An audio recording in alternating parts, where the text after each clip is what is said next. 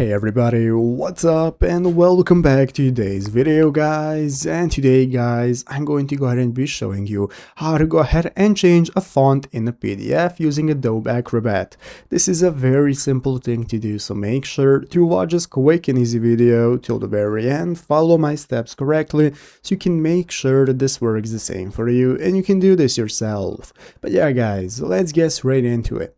So the first thing we want to do is to go ahead and open up the official Adobe Acrobat program if you have not already. So if you do not already have it downloaded or installed, what you want to do is go ahead and open up the official adobe.com website right here, go to /acrobat and open up the features and program section right here, from where you can get started installing it. So once you've downloaded the program, installed it, you are going to go ahead and open it up and see this home page from where we can get a look at the recommended tools for you section.